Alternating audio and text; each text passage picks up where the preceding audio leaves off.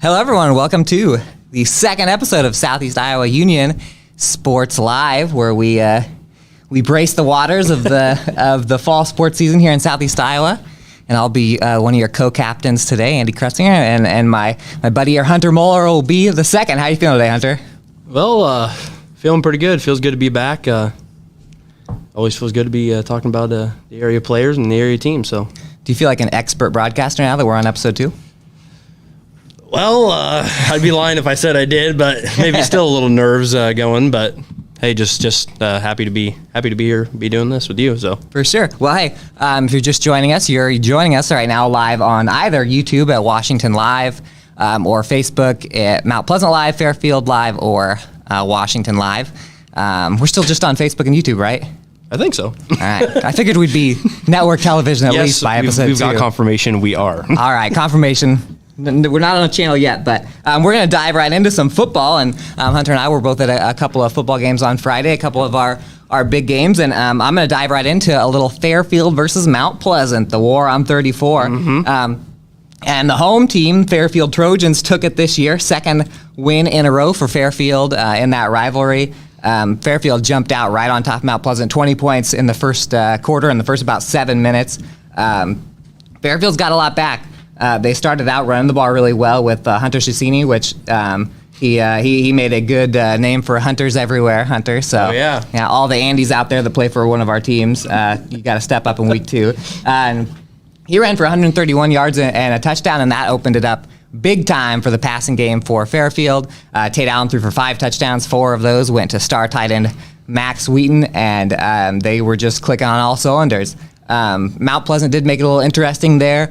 They scored on a touchdown to pass to Wyatt Woodsmall in the second quarter, and they had the ball at the 25-yard line. They could have cut it down to one possession and got the ball back in the third. It didn't happen, and then a couple of tough punt attempts for Mount Pleasant turned into Fairfield scores pretty quick, and you blinked, and Fairfield was right back into control. So big win for Fairfield. I thought that Mount Pleasant's quarterback, Jacob Rickman, despite the loss, played pretty well. It was not his first game and not his first start. I believe he started one last year for injury, but as QB1, as they like to call him, it was his first time out there, and he threw for 169 and a couple touchdowns, so he did pretty good there. But I thought the difference was, Fairfield was able to kind of hold the Panthers quiet on what they like to do. Peyton Higgins had a pretty good game, but he's pretty explosive, and they didn't let him have too many of those, bust out plays. Carter Amos played pretty well. He had 9 catches there, but and for Fairfield, the guys that you probably playing around, Hunter Cicini, Tate Allen,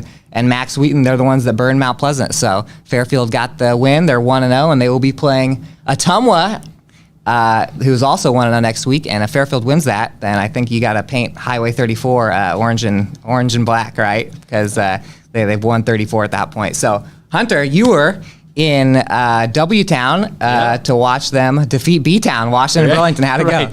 No, I mean, great first night out for the Demons. Started out a little slow for them. Burlington started out in their first drive, kind of methodically moving the ball down the field. I believe, if I remember right, at the end of their first possession, there was only about 7 minutes left in the first quarter there. But Burlington did score, took the lead.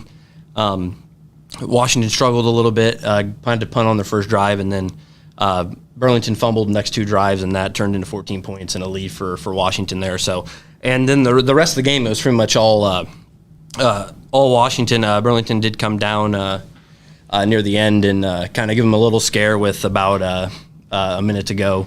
Made it 21-14. First big night win, or first opening night win for the Demons there. Kind of our standout player of the game for that one was Tavon Stewart. He rushed 20 times for 120 yards, and he had all 3 scores for the Demons. So real nice, real first night out for the senior there. We have Ethan Patterson back, running the quarterback position. Only threw 7 times on the night, but didn't need a lot through the air. He only had 19 yards passing, 52 on the ground. Jude Brown was another big senior for the Demons on the ground. He had 61 yards, and first overall, good win for the Demons there in that one. And they'll be facing off against Mount Pleasant this Friday, so that should be another interesting one in the Southeast Conference. Yeah, the rivalry's on again. Well, I also saw in that Washington, they had 4 takeaways, and that's just Washington football. They run, the quarterback runs, and they play good defense. So another battle at Maple Leaf and Mount Pleasant this week. And of course, we had plenty of games besides the 2, and this is our first time rounding up all of our smaller schools. So we're going to take you, try and get you to each game, and I'm going to start us out here. Cardinal and Pekin battled again. I think I said last week that it was one of our more fierce rivalries. You can just kind of feel it with those 2 schools. Luke Long last year, I think caught about every single pass that was thrown for Pekin. This year he's slotted in a quarterback, and he was running around 70 yards and 62 for a score. They won 20-0 over Cardinal, shut him out, so Pekin's back on top in that rivalry. And then we have old Columbus, right? Well, yeah, going back to Pekin, too, I remember you talking about that, one of your favorite stat lines ever, what he had, they completed, 50 passes on the season, but he had 38 of them or something like that. Yeah, it was something crazy like that. In fact, it was 35 maybe, and he caught 31. So he's been good, and he did a good job for him, and all he needed to do was score a little bit because that Pekin defense was pretty good. No, for sure, and as I said, moving on to Columbus here. Columbus is, I feel like, not getting talked about a lot, but, in their first week, they made some noise. They thrashed L&M 55-14, and they didn't even have arguably one of their best players on the field, Caden Amagon. Tristan Miller ran 7 times for 172 yards. We know what kind of athlete he is. He stand out in track, too. Cole Storm had 79 rush yards. Riley Cowberg had 70 yards. And they'll be matching up with Highland this next week, and, we'll see how that one turns out. Obviously, Highland had a tough matchup against East Buchanan in their first week. So yeah. And speaking of that, as you said, Highland played East Buchanan. East Buchanan, I voted in the Gazette poll. I had them ranked pretty high. I don't know exactly how high, but I had them in the top 10, and I think that they were unranked at least last week. But they're pretty good. They've got some big guys on the offensive line. We learned. We got some tips in that it was going to be a tough one for the Huskies to play a team as big as them and as 54-0 East Buchanan. So that's a tough team to start with, and Highland will lick their wounds a little bit and get back and play Columbus this week. Who we got next here? Let's see, Mid Prairie and West Burlington under. Well, that should be pretty an interesting game. Mid Prairie went down to West Burlington and went in there. West Burlington had a halftime lead, and Mid Prairie was able to pull that one out. So Mid Prairie this week, I believe they play. I can't even remember who they play. Mid Prairie plays Sigourney Keota. The battle. Big game. The backyard brawl, maybe. Big game up there for them. Obviously, Sigourney Keota is coming off the big loss to Durant. Yeah. So, obviously, with those 2 teams up in that area, they're kind of like the 2 household names up there. Yeah. And you never know how that one's going to play out. Yeah, I bet they're going to be running the ball a lot is one thing I think will happen. So, jumping forward, New London, they got a game in Clarksville. They had to kind of scramble to get a game because they had that whoever they were playing last week canceled on them. They were pretty close there at halftime. I think it was 14-12, but Clarksville had a little too much for them there. 38-24. Clarksville on a rare 0-2 start for New London. I think Ryan Seaberg and Bowden Pickle each scored. Evan Reed had a big game for them. He caught 3 passes for 77 and a score. So New London had some all right offensive stats, but Clarksville's got them there. And New London plays Tri-County, a team that had some winless seasons in the past, and they sure dominated their opponent last week. So that'll be a tough one for New London. Maybe we'll see how that goes. Oh yeah, for sure. And we already talked about Sigourney Keota and Durant, but so we can delve a little bit into Van Buren County and Central Lee. Obviously, this was one of the more tighter games of the night. Van Buren County was able to edge Central Lee 22-20. Jackson Manning threw for 104 yards and ran for 24 yards and 2 scores. Sam Worth ran for 41 yards and a touchdown. Caden Summers had 17.5 tackles. All around good opening performance for the Warriors to go over there and pull out a win. And I believe they have Davis County, which not really 100% sure on Davis County, but it's sure to be another kind of matchup with those 2 teams down in that southern area. Yeah, for sure. That's a man's football score, 22-20, a grinder there at the end there. So, and then on the other side, you got some high scoring. I'm going to jump to Winfield Mount Union. Winfield Mount Union in week 0 they were down 2 at halftime. In week 1 they were tied at halftime. Both times they came out with some pretty sizable wins. They ran all over Moravia in the second half. Moravia is the team that just beat New London the other day. Winfield Mount Union's Cam Buffington ran for a cool 239-4 and also caught one.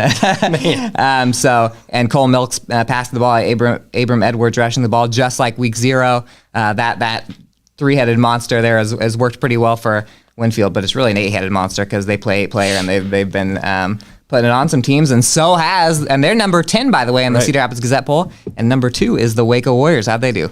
No, I mean, just to comment on that too, it's like, who's going to stop this Buffington kid? You know what I mean? Like, just a force to be reckoned with. I'm excited to see him sometime this year. But do you think that Waco and Winfield are just on a two-way train track to face each other? I think it's a collision. I think it's a collision course waiting to happen. Yeah. But no, speaking about Waco, obviously, like you mentioned, they're number 4 last week. They went up against Springville. Warriors had no problem really with Springville. They won at 57-22. Simeon Reichenbach, a name we call a lot. Yeah, scored 3 times on the ground. He's been dominant his whole high school career on the ground. So Reese Oswald continues to perform. I believe he went 7 for 7, scored twice, ran one in too.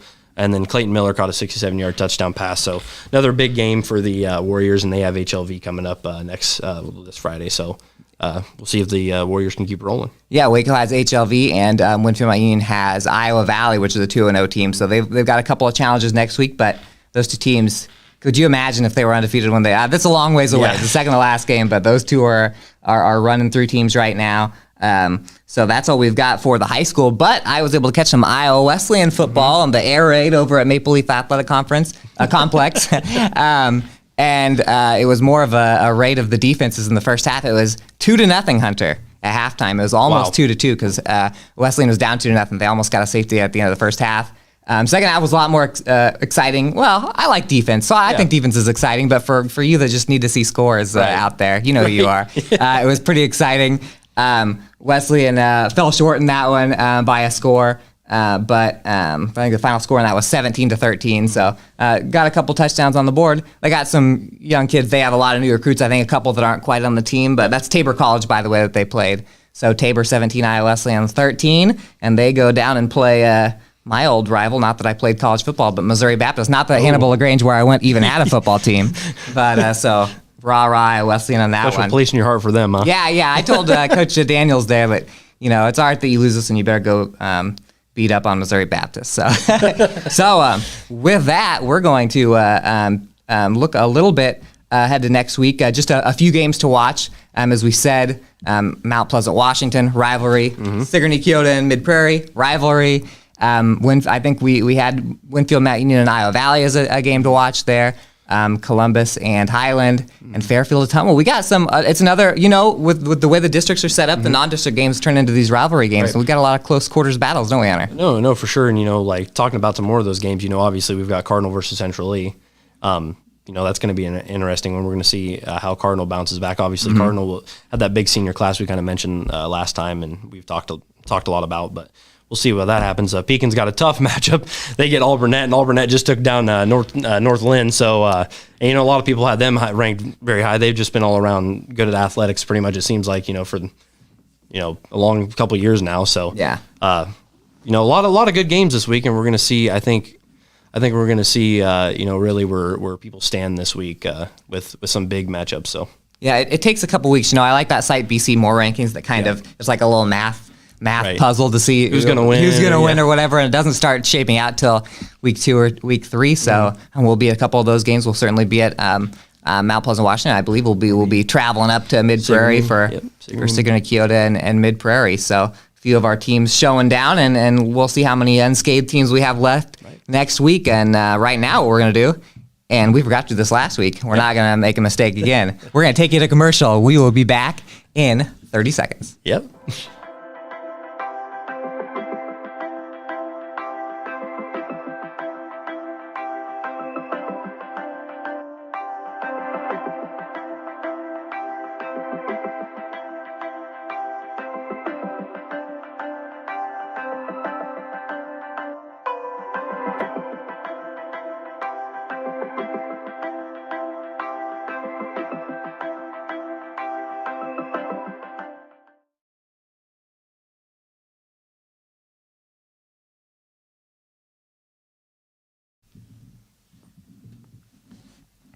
We are ready. All right. Well, we talked about some football, but that's not the only thing going on this fall, Hunter. We have some volleyball, and I think you looked at the weekend volleyball roundup, and we had a couple teams. All our big schools were in Grinnell, so the volleyball team's taking the hardwood, as we call it in basketball. I guess you same court, Yeah, right. same court. So how'd everyone do this weekend? Oh yeah, as you mentioned, we had Fairfield, Washington, Mount Pleasant, all up in Grinnell for that big volleyball tournament. Both Fairfield and Mount Pleasant went 2 and 3 on the day. Washington actually went the farthest. Mm-hmm. They ended up playing Fairfield in their pool play, and then ended up bouncing back and beating Washington lost originally to Fairfield in pool play, bounced back in bracket play, and took down the Trojan in that one, and that advanced them basically to the championship round, which they ended up losing to South Tama. But all around, pretty good weekend of volleyball for our big schools. Yeah, for sure. And speaking of our big schools, we jumped into Southeast Conference play last night, the first full night of Southeast Conference action. So I was at the same matchup as football, the Fairfield-Mount Pleasant rivalry, which has been a battle the last few years. In fact, I think Fairfield took 2 of 3 from Mount Pleasant last year, and Mount Pleasant won the conference last year. And I think it was a battle of one team had a lot of their defense back from last year and looked real good at keeping the ball off the floor, and that was Fairfield. And Mount Pleasant struggled a little bit in that area. Fairfield won that thing in 3 sets, 25-23, 25-15, and 25-22. So all 3 games were tied up until about the 15th point. The first game, I think, was tied 23-23. Fairfield pulled that one out. The second game was actually 15-15, and the Trojans ended that on a 10-0 run. And then Fairfield had a pretty big lead in the third set. Mount Pleasant scrapped back. They got it back within 2. But Fairfield, just a little too much. And it was the scramble balls for Fairfield. They were able to keep the ball up. Kaya Robertson is there. Libero, she's back. They have Maddie Jones, who was a really good setter for them last year. She's back. That helps them a little bit on the digs. One thing that I was really impressed with last night with Fairfield, and something I didn't expect, the Trojans lost a little bit at the front line this last year. It's 2 real good athletes in Mallory Lyon and Anna Dunlap, who were 2 of the better players in the conference last year. And they had the Rayburn twins, Macy and Maggie, up in the center there. And I figured that they would just have to feed those 2 over and over and over again. And I talked to their coaches a little bit about this last night. They don't have to. They have a real depthy team. Roan Terrell played really, really well, I thought, at the net. Lily Bergwin played really well. She can do a little anything. She's only a sophomore, and she led them in kills with 9, and she was second in digs, so she was flying all over the court. Cody Engel had 4 aces, I think, in the service. And Mary, I don't know why I said I think. I got the stats right here. I know, Hunter, that she had 4 aces. Unless someone made a stat correction. But they played pretty well. On the other side, Mount Pleasant, they replace the Southeast Conference Player of the Year in Kenna Lamb and their 2, their starting setter in Libero. That's their top 3 diggers. And they had a little trouble with, I think Fairfield had 7 aces in the first set. So, and then, maybe not 7, but Fairfield was finding the spaces there, and Mount Pleasant just wasn't as good at keeping the ball up. But it was a fun little battle. I thought that Mount Pleasant's 2 of their top 3 hitters are freshmen, and Alex Scott and Addison Clark. Addison Clark, best name of any athlete we have. I wanted to name my kids Clark and Addison, the street that Wrigley Field is built on. I was able to get Addison out of the way, but my second girl, the wife wouldn't go for Clark. So the wife's a Cardinals fan, but anyway, but that's no here, no yeah, as are you, Hunter. But those are 2 freshmen. They're going to be a problem in the future. It'll probably take Mount Pleasant a little time to gather together and do that. But Fairfield looked pretty sharp. And speaking of sharp, somebody else looked pretty sharp last night, didn't they? Well, yeah, I will say, last year, Washington started playing, probably their best ball near the end of the season, which is what you want to do. But they were a younger team, and we're kind of still seeing that this year, obviously. But they return a lot of playmakers themselves, gain a really good freshman class, and you're starting to see the sophomores play really well. And that kind of leads me into Washington played Burlington last night in Burlington, and the Demons got a sweep. There was some early drama in the first game. Washington came out struggling a little bit. They got down as much as 18-9, fought all the way back for a 26-24 win. So real big first set there, and that kind of gave the Demons the momentum they needed, and we kind of saw that in the second game. They ended up taking the second 25-14. And then the third set, Washington jumped out to another kind of early lead. Burlington kind of fought back, tied it up 13-13. But the Demons were able to hold on for a 25-21 win in that third set to complete the sweep. And, we're seeing a lot of great things from this young Demon side. And as you mentioned about Mount Pleasant's freshmen, Washington's kind of in the same boat. Got a lot of young players that are still, growing in that into their varsity kind of skin, I would say. But lots of exciting things coming out of Washington as far as volleyball. Yeah, you've been talking about Leighton Messenger a lot at the office. You say she's the real deal. She's a freshman. I think she had 12 kills last night. So what have you seen out of her? What's that? I said, what have you seen out of her that's impressed you? Well, I mean, just seeing that. I mean, I would say just her poise as being a freshman coming in. Obviously, as a freshman, there's going to be some nerves, coming in playing at the varsity level because you're not completely sure. But Coach Aaron Six, kind of praises them. Obviously, he mentions the work that they put in, over the summer and things like that. So I think that's transitioned into their kind of varsity game a lot. So. We talked about this last week. The Southeast Conference has been pretty competitive, guys, the last few years, and it seems like maybe actually those are two rare sweeps. There weren't a lot of sweeps in the Southeast Conference, so that speaks a lot about where Washington and Fairfield are as programs. So. And we had some other volleyball going on last night. We had a handful of teams in action, and only one of them was able to pull out a win. The New London Tigers over North Mahaska last night in 3 sets. Everybody else lost last night. A couple times. Hillcrest took a couple of losses. Cardinal was in their first South Central Conference battle of the year. They took a set from Clark. Yep. Couldn't quite get that first SCC win. Right. We'll see when they notch that. Weird year, isn't it? Yeah, it's a weird year. We were talking about last year the Southeast Iowa Union sports team had 2 teams in the Super Conference South. Had 4 teams in the Super Conference South. Now we just got 2 because Waco's up north, playing back in the north, and Cardinals over there at the SCC, my old stomping grounds in Sheraton, and so that's kind of an interesting little thing. But New London was our team of the day yesterday. They were the only winner. But that's all we had for volleyball, and we've got some exciting stuff happening. Conference play is getting going for the small schools this tomorrow, actually Thursday, unless you're watching this on Thursday, and then it's today. Really depends on where you're watching it. Right. But, and we got some non-conference stuff on Thursday. A couple of home games for our big schools. Washington plays against Mediapolis. Yep. Correct. And Mount Pleasant plays Albia, and then we'll turn it back around with some SEC stuff on Tuesday. Funny thing about the SEC is the conference championship is not decided in the regular season. It's all for seeding for the tournament. Right. And so you can go 0-5 in the regular season, and they have that tournament. You go 4-1 and win the tournament. You're not the Southeast Conference super tournament champs. Right. You're the Southeast Conference champs. So that's a kind of a cool little thing. And didn't that kind of happen with like Notre Dame, where they kind of struggled early in the season, but they ended up winning the state championship. So even though they struggled at the beginning of the season, so I mean anything can really happen. But I think in the Super Conference, because the Super Conference tournament is a great event. Notre Dame, there's 8 teams that make the finals. Notre Dame was 9th. They did not make the Super Conference finals, and they turned around and won the state championship. So that shows how good the Super Conference is. Right. That's a stacked volleyball conference.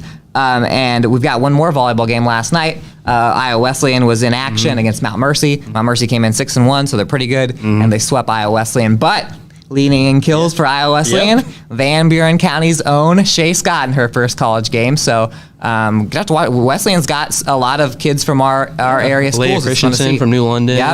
Yep. A couple of New London kids. Kaya Lincoln is their libero over there. So nice to see him still playing close to home. Yeah, everyone's playing close to home, and Wesleyan's got a couple more home games. So we're going to pivot over to some cross-country, Hunter. And we didn't have a ton yesterday, but we'll start. You want to chat about the old Hillcrest early bird yesterday? Yeah. So obviously we had 5 teams competing in the Hillcrest's annual early bird meet. We had Winfield, Highland, Waco, and Hillcrest.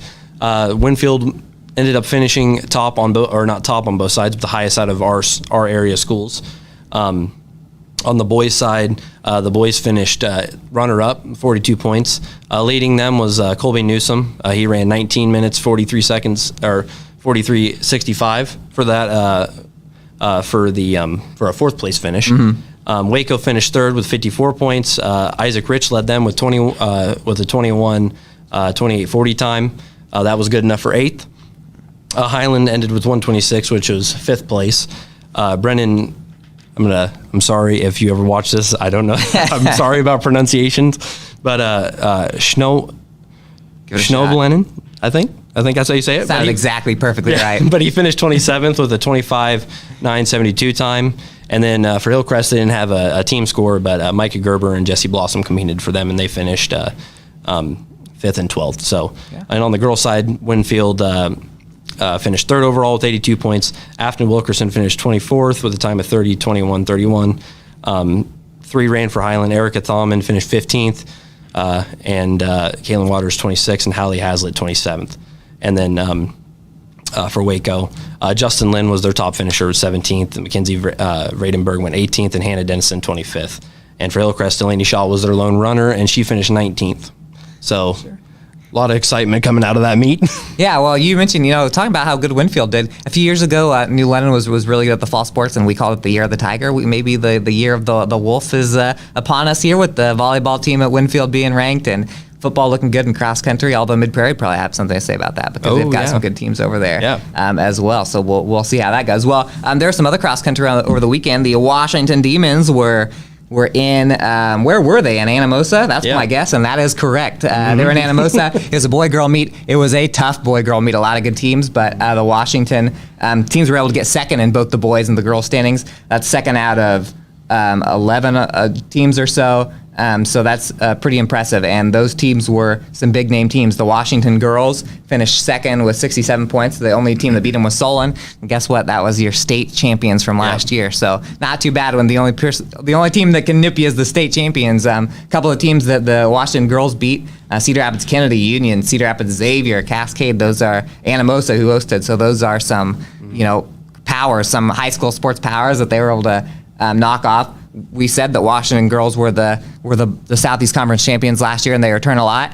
And they went ahead and added freshman Iris Dahl, who ran the 9th best time in Washington cross country girls history. Love to hear that. 20 minutes, just over 20 minutes and 45 seconds, 45.6. Quincy Griffiths was 9th, Lauren Horak 14th. Abigail Cleese was there in 20th. Give them a couple more top 20 standings there. So. Hey, that's a little, maybe you get you a little excited. Maybe that's one of those teams that could be flirting with a state, and not to get too ahead of themselves, but maybe a potential state team we got on our hands here. Yeah. I mean, if you add just like Pekin, you add a super good freshman to a team that was already super good.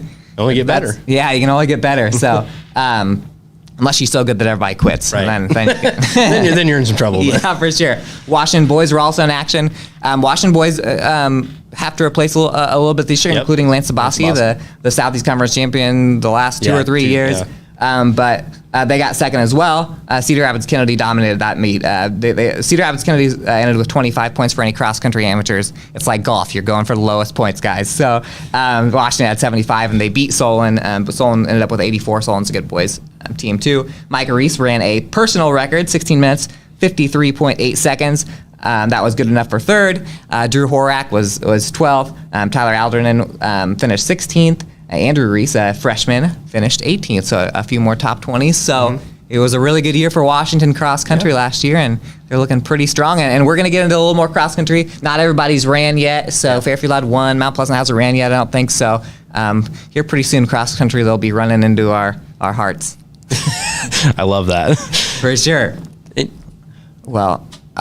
Let's see. We've got 0 minutes left, so let's go ahead and go overtime on us. Hunter, what are you most excited about this weekend? Well, we got some good volleyball, good football, coming up the next 2 days here. So I think I'm just excited. I'm going to be kind of vague. I'm just excited to get out and watch the game. So yeah, get outside and get outside, right? We won't be as excited a month and a half from now when it's 20 degrees outside.